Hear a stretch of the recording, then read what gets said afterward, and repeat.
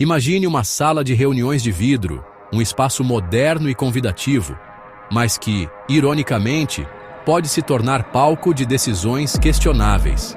Uma mesa longa, 12 pessoas ao redor, cada uma com suas próprias perspectivas e experiências. O líder, confiante, apresenta uma ideia, mas, analisando friamente, a proposta é claramente falha. Dados inconsistentes saltam aos olhos. A lógica por trás da ideia se mostra frágil e facilmente contestável. E então, o silêncio se instala. Um silêncio constrangedor. O líder, buscando validação, pergunta: todos de acordo? Um aceno de cabeça hesitante surge, depois outro, um pouco mais confiante. E, gradualmente, a maioria acompanha, até que todos, aparentemente, concordam. Nenhuma pergunta é levantada, nenhuma objeção é expressa. O silêncio reina, carregado de desconforto. A reunião termina. O projeto é aprovado sem o devido escrutínio. Mais uma decisão tomada. Nos corredores, longe dos olhos do líder, os sussurros começam a circular. Você realmente entendeu a lógica por trás daquilo? Pergunta um colega com um tom de dúvida. Achei tudo muito estranho e confuso, responde outro, mas preferi ficar quieto para não causar problemas. O enigma não reside na fragilidade da ideia em si, mas no silêncio ensurdecedor que permitiu que ela fosse aprovada. Cada indivíduo, preso em sua própria mente, assume que é o único a enxergar as falhas e a discordar da proposta. Inconscientemente, buscam nos rostos dos outros sinais de validação, um indício de que não estão sozinhos em sua percepção. Se todos os outros concordam, pensam: talvez o problema esteja em mim. Devo estar errado em minha avaliação. É uma poderosa ilusão social, onde a pressão do grupo se manifesta não em palavras, mas em um silêncio cúmplice e opressor. Um consenso que se revela aparente, superficial e, em sua essência, completamente vazio de convicção. Quantas decisões cruciais são tomadas dessa maneira, impulsionadas unicamente pelo desejo de evitar o desconforto de expressar uma opinião divergente? No fundo, essa questão transcende o mundo dos negócios. Ela mergulha nas profundezas da natureza humana. A nossa intrínseca necessidade de pertencer a um grupo, de sermos aceitos e valorizados, pode nos custar a nossa própria verdade, a nossa capacidade de pensar criticamente. O verdadeiro mistério reside em questionar. Quando foi a última vez que você se viu concordando em silêncio, mesmo discordando internamente? O perigo maior não reside na apresentação de uma ideia ruim, mas sim no medo paralisante de ser a voz dissonante, de questionar o status quo. O silêncio coletivo, portanto, se configura como uma armadilha invisível, uma força sutil que molda decisões e sufoca a individualidade. E você, ao refletir sobre suas experiências, já se viu atuando como um mero figurante nesse teatro silencioso, questionando suas próprias convicções em prol da conformidade?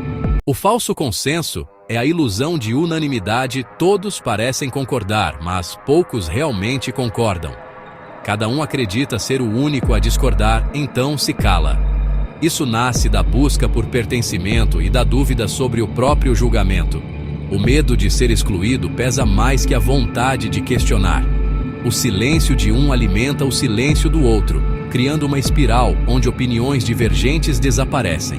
No fim, todos são vítimas e cúmplices de uma decisão que ninguém queria. O falso consenso está em todo lugar, permeando cada aspecto de nossas vidas. Ele se manifesta sutilmente, moldando nossas interações e influenciando nossas decisões de maneiras que nem sempre percebemos. Na escola, no trabalho e nas redes sociais. Na escola, muitas vezes, ninguém levanta a mão para tirar dúvidas, por medo de parecer o único perdido, o único que não compreendeu a explicação. Essa autocensura impede o aprendizado genuíno e a troca de ideias. No trabalho, projetos ruins são aprovados porque ninguém quer ser o chato que discorda, aquele que levanta objeções e desafia o status quo. A conformidade se torna mais importante do que a qualidade. Nas redes, Opiniões polêmicas viralizam rapidamente, e poucos ousam discordar publicamente, com receio de atrair a ira da multidão virtual. O medo constante de ser julgado ou cancelado faz com que muitos finjam concordar, mesmo que internamente discordem veementemente.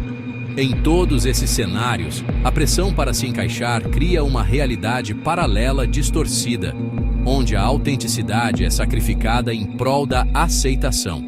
Fingimos entender, concordar, apoiar, apenas para evitar o desconforto de ir contra a corrente. O resultado? Perdemos nossa autenticidade, a capacidade de sermos verdadeiros conosco mesmos e com os outros. O pensamento crítico se atrofia e tomamos decisões ruins, baseadas em informações incompletas ou distorcidas. A performance coletiva substitui a verdade individual, transformando nossas vidas em um grande teatro de aparências. O custo desse falso consenso é alto: criatividade sufocada, frustração constante e decisões baseadas no medo, em vez da razão e da convicção. O falso consenso transforma grupos em plateias silenciosas, onde a voz da dissidência é abafada, e a verdade, muitas vezes, fica do lado de fora, esperando coragem para ser revelada. Década de 1950.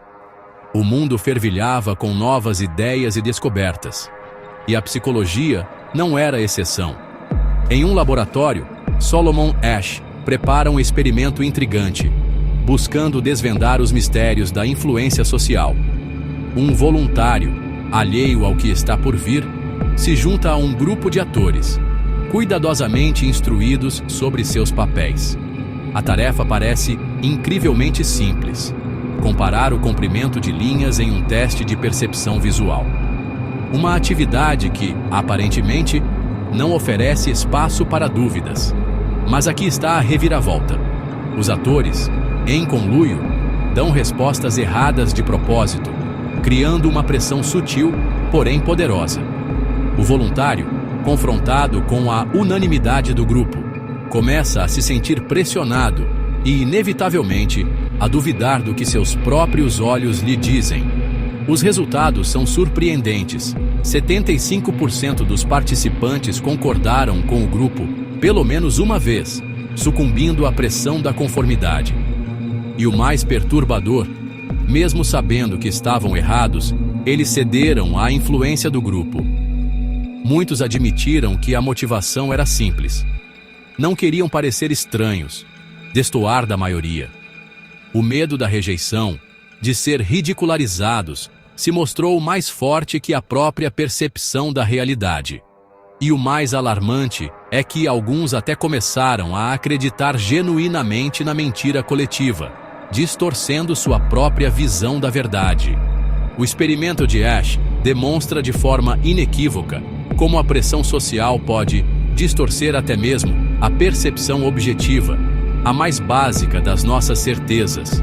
Se somos capazes de negar o óbvio, de trair nossos sentidos para não destoar, imagine o impacto disso nas decisões complexas e multifacetadas da vida real, onde a verdade nem sempre é tão clara. O legado de Solomon Asch nos lembra que a verdade é frágil, vulnerável diante da nossa profunda necessidade de pertencer, de sermos aceitos. O grupo, a sociedade, pode exercer uma influência tão poderosa que nos faz trair nossos próprios olhos, nossa própria razão. O verdadeiro perigo não reside apenas no erro em si, mas sim em perder a confiança em si mesmo, em duvidar da própria capacidade de discernir a verdade. O silêncio coletivo, a ausência de questionamento, pode ser mais forte e persuasivo do que qualquer argumento, por mais falacioso que seja. No fundo do falso consenso está o medo ancestral da exclusão. Antes, ser expulso da tribo era sentença de morte. Hoje, é o medo de não pertencer. O cérebro reage à rejeição social como à dor física. Para evitar essa dor, preferimos o silêncio à autenticidade. Escondemos opiniões, vestimos máscaras, só para garantir aceitação. O paradoxo: todos fingem, todos se sentem sozinhos. O preço do pertencimento forçado é a solidão coletiva. Como saber se há falso consenso? Atenção aos sinais. Concordância rápida e sem debate é suspeita. Críticas são desencorajadas ou ridicularizadas. Linguagem corporal tensa. Olhares trocados. Conversas paralelas após a reunião. Se o debate real acontece só nos bastidores. O consenso é fachada. Autocensura explícita. Prefiro não criar problema. Reconhecer esses sinais é o primeiro passo para romper o silêncio. Só assim as vozes reais podem emergir. Como escapar do falso consenso? Comece ouvindo sua própria opinião antes de buscar aprovação. Aprenda a discordar de forma construtiva. Vejo por outro ângulo. Tenho uma preocupação. Líderes devem criar ambientes seguros para o debate, pedindo opiniões e legitimando a discordância. Use o advogado do diabo para estimular o pensamento crítico. Lembre-se, basta uma voz para quebrar a unanimidade e encorajar outros a falar. Seja esse aliado. Sua coragem pode libertar o grupo do silêncio. O primeiro a discordar abre espaço para conversas verdadeiras. O grupo só cresce quando há espaço para o diferente. Coragem para discordar não é rebeldia, é compromisso com a verdade. Grupos que nunca discordam não evoluem. Discordar é um ato de lealdade ao grupo, não de oposição. Mas coragem precisa de humildade. Fale, mas também ouça. Escutar de verdade é tão importante quanto expressar sua opinião. O objetivo não é vencer, mas encontrar a melhor solução juntos. Um grupo saudável discorda e se respeita. Confiança é o solo onde ideias florescem. Superar o falso consenso exige coragem e abertura. Só assim a inteligência coletiva prospera. Chegamos ao fim, mas a reflexão é pessoal. Quem é você no grupo? Sua voz reflete quem você é ou o que esperam de você? Quantas vezes sua voz interna foi silenciada pelo medo de discordar? O risco do falso consenso é perder a própria identidade. Cada silêncio custa um pedaço da autenticidade. Se repetido, viramos ecos dos outros, não protagonistas da própria história. O convite, na próxima vez, consulte sua bússola interna. Sua perspectiva tem valor, mesmo que seja única. Fale ou escolha o silêncio consciente, mas não por medo. O mundo precisa da sua singularidade, não de mais uma cópia.